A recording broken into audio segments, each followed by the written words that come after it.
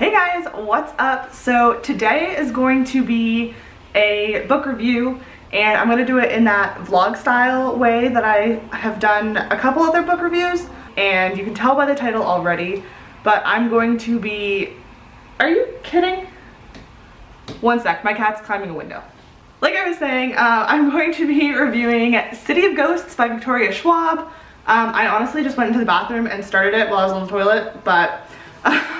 So right now I am 10 pages into it. I freaking love it so far already. I have to go pick Jake up from work right now for his lunch break. But after that, I'm going to dive back into this, and I am so excited. I am so sorry. My cat is scratching furniture. But I'm so excited to finally get into this. I think it came out in like August, and I just picked it up sometime this month. I think the beginning of this month is when I bought it. But yeah, I'm finally reading it. I wanted to read it before Halloween, and I'm hoping I can finish it tonight. It is October 23rd today. No, it's not. That was yesterday. It's October 24th today. From what I've read so far, Jacob is dead. Oh yeah, this is going to be a really spoilery review too. I'm not pulling any punches. There will be a spoiler thing in the title. But yeah, so Jacob is dead and he's her best friend, and I was like, what? Surprise! I had no idea that was gonna happen. I don't even know if I read the blurb for this. I just know I saw Victoria's name on it and I was like, I need it. Yeah, don't know if I actually read the blurb. I don't even know the main character's name right now. I think it's Cassandra. Nope, it's Cassidy.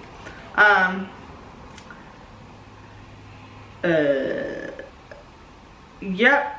No, apparently didn't read the blurb because didn't know Jacob was a ghost. Literally says in the blurb that Jacob is a ghost, so I clearly don't know what I'm talking about. But so far it's really good.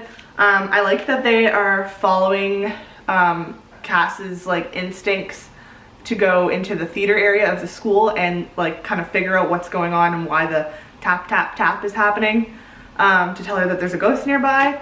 I'm also really intrigued to find out more about what happened to the little boy that died in the school fire.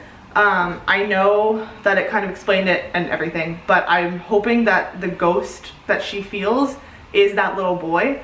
So yeah, I'm going to go get Jake now, and I'm gonna come back and read some more of this, and I will update you guys in a little bit. Hey guys, I just wanted to update you all really quickly on my progress because it's been a hot minute. I started this book last month. It's now November 7th, and it's been a while. But I'm now about 70 pages in to City of Ghosts by Victoria Schwab. It's very good so far. I'm loving the Scotland ghosty vibes. I'm planning on finishing it tonight when I go to work, so we'll see how that goes. But so far so good. I love Jacob's character, and I believe the main character, Cassidy. Her parents, I'm not fans of, like, at all. But maybe I'll grow to like them before the end of the book. But yeah, so for right now, the update is like Jacob and Cassidy, not so much her parents.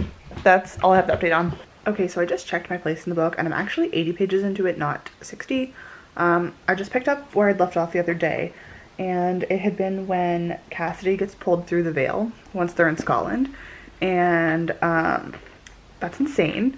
That's actually terrifying if that can happen, so I'm excited to see how that turns out, because goddamn, I would not want to be pulled through that. Hey guys, so I just finished the part, oh that's in the way, I just finished the part where the red cloaked lady enters the picture, and she's freaky. So yeah, that's where we're at. I don't really have anything else to update other than that's like freaky, and the fact, oh, the girl from the hotel, she's also super weird. I'm really interested to see if she ends up being like the same kind of thing as Cass, where like she died or whatever and suddenly could see everything beyond the veil, since she like looks at Jacob. Yeah, I don't know, there's not really much to say because I find like it's a very slow paced book, but it's because it's middle grade. But yeah, I'm really liking it so far. It's really interesting. I'm just kind of pissed at myself that I didn't just like binge it when I bought it. because it's very hard to keep up with, like reading little bits of it at a time. I'm gonna try really hard and finish it tonight, but I did just get off a 10-hour shift from work and I haven't slept since yesterday morning at about 10 o'clock. So I'm gonna go home right now and go to bed for a few hours before I commence my reading for the day.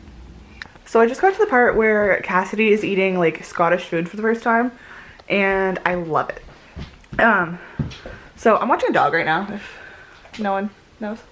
Yeah. He's so cute. Look how cute he is. He's got eye goop though. Get your eye goop.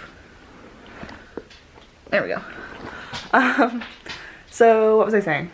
Yeah, Cassidy is just having Scottish food for the first time, doesn't know what fish and chips is, and I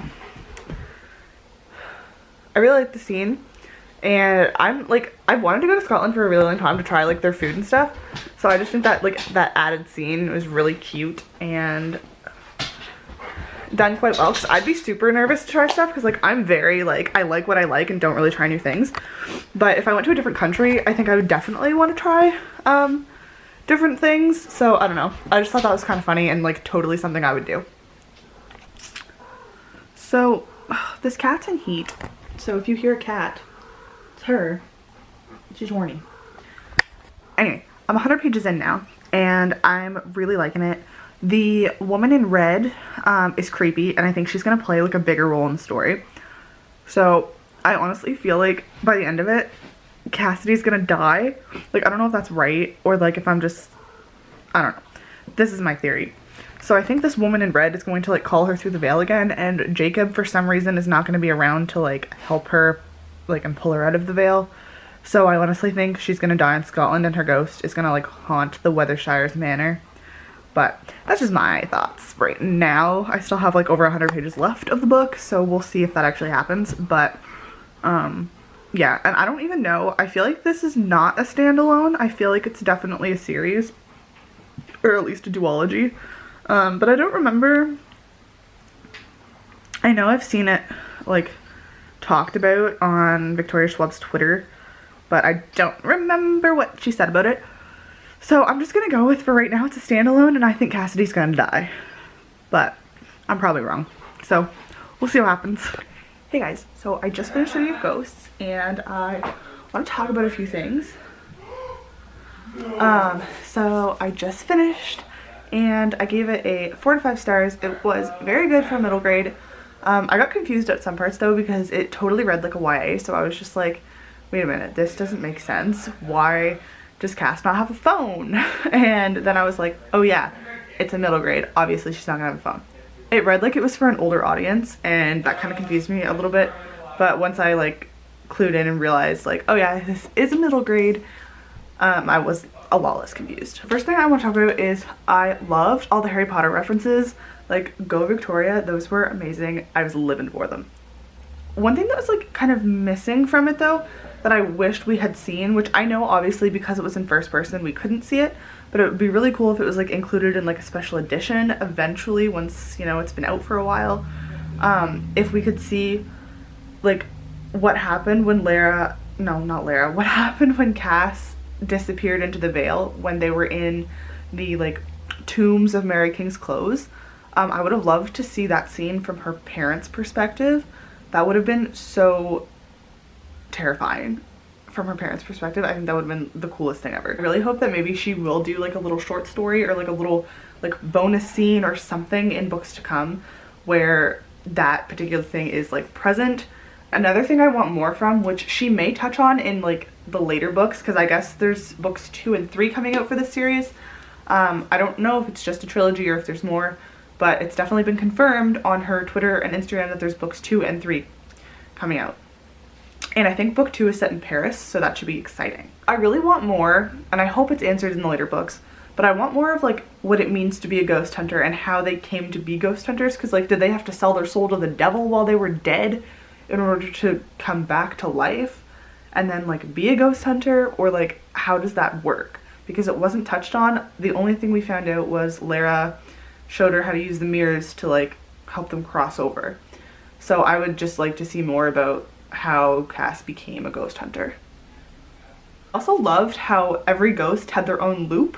So it was kind of like Miss Peregrine's Home for Peculiar Children, like how everyone's just stuck in their own loop. And